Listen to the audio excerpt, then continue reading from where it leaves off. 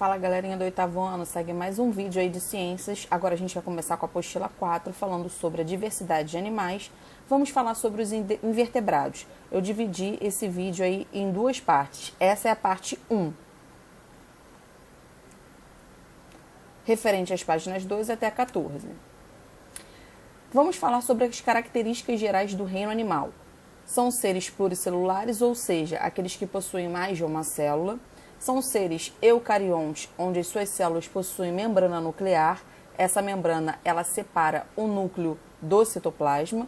E são seres heterótrofos, ou seja, eles precisam buscar alimento na cadeia alimentar como forma de obtenção de energia.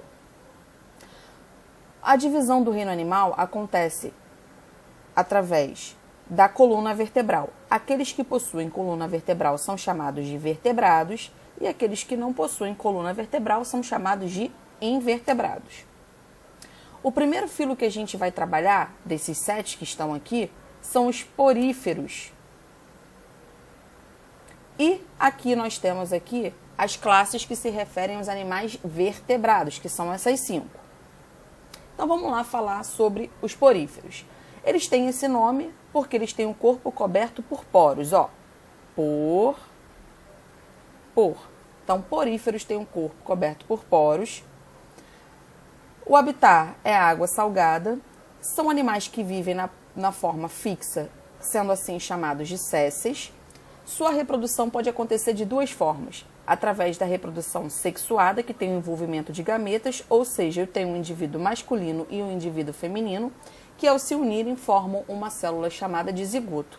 Ou também eu tenho a forma assexuada, lembrando que esse azinho aqui é de negação, aonde uma célula dá origem a outra idêntica a ela, que pode ser por brotamento. Já já a gente vê uma imagem falando sobre isso.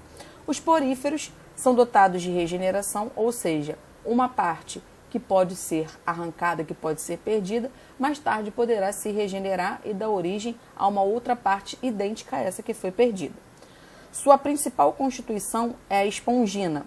Ele possui também células de defesa chamadas de coanócitos. São considerados animais filtradores, porque eles absorvem tudo aquilo que é necessário para a sua sobrevivência e eliminam tudo aquilo que também não é necessário, né? Então faz como se fosse um filtro da nossa casa, purificando assim tudo aquilo que entra no corpo do animal. São os animais mais simples porque não possuem nem sistema nem cavidade digestória. Seus principais representantes são as esponjas e elas são formadas de espículas de sílica para manter o animal estável e assim proporcionar também a defesa do animal. Então aqui, ó, essas daqui são as esponjas, né? As esponjas, elas possuem esses pontinhos aqui que são chamados de esporos, possuem essa entrada chamada, né? Essa abertura chamada de ósculo, por onde vão sair todas as impurezas referentes à filtração da água. Aqui o átrio, por onde vai entrar todas essas substâncias que são importantes para as esponjas. E aqui a gente tem os coanócitos, que são essas células de defesa. Agora a gente vai falar sobre o filo dos quinidários ou também selenterados, né? Quinide vem do grego de queimadura, né? Então eles possuem uma célula chamada de nematocistos e dentro desses nematocistos vão ter células que vão provocar essas queimaduras como células de defesa. São os primeiros a apresentar a cavidade digestiva. Se apresentam de duas formas diferentes. Pólipos, que são animais que vivem presos, como corais e hidras, e as medusas, que são animais nadantes, como a água-viva e as anêmonas. Porém, essas anêmonas aqui, ela tem um movimento um pouquinho mais lento do que a água-viva. Mas se a gente tiver uma para observação, mesmo que seja demorado, elas conseguem se locomover. Apresentam alternância de gerações na sua fase reprodutiva. Tem como formas de reprodução idênticas dos poríferos. Lembram? Sexuada, com envolvimento de gametas, e assexuada por brotamento. Então aqui, ó, eu mostro para vocês uma hidra, aqui, ó, uma água-viva e aqui uma anêmona. Tudo bem? E aqui são os corais. Aqui nessa outra imagem, a gente tem a chamada alternância de gerações, que é onde eu vou ter tanto os pólipos quanto as medusas. Lembrando que pólipos são fases fixas e as medusas são fases nadantes. Agora a gente vai falar sobre os vermes, que são divididos em dois grupos: os plateumintos, que possuem o corpo achatado, e os nemateumintos, que são vermes de corpo cilíndrico. Já já a gente fala sobre eles. Os plateumintos ou plateumintes possuem sistema digestório incompleto, ou seja, ele tem uma abertura que vai servir tanto para a entrada de alimentos quanto para a saída de excreção.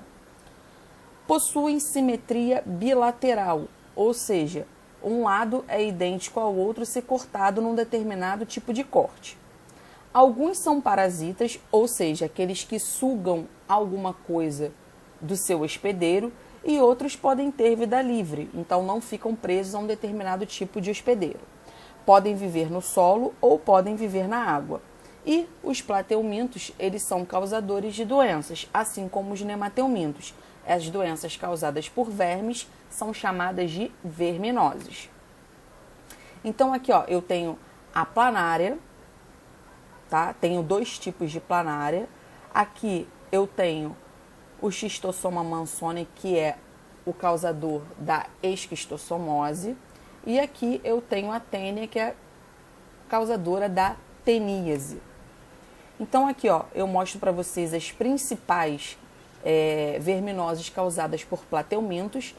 A esquistossomose, que também é conhecida como barriga d'água, porque o abdômen ele fica muito inchado, porque o verme começa a crescer dentro do corpo do hospedeiro, então ele tem esse nome popular, né? A contaminação se dá pela penetração ativa das larvas, que são chamadas de cercária, e popularmente a gente conhece como a doença do caramujo, mas lembrando o seguinte: o caramujo não transmite a doença, ele apenas abriga as cercárias, que vão ser essas larvas que vão infectar os seres humanos, tá?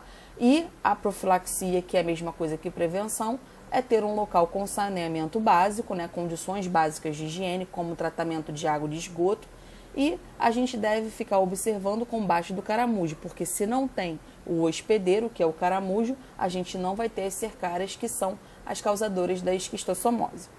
E aqui eu tenho a outra, né, que é a teníase, chamada de solitária, ou seja, um verme só é capaz de fazer um estrago no corpo, tá? O causador é a tênia sólio e a tênia saginata, porque a ingestão de carne ou de porco, elas são agentes de contaminação.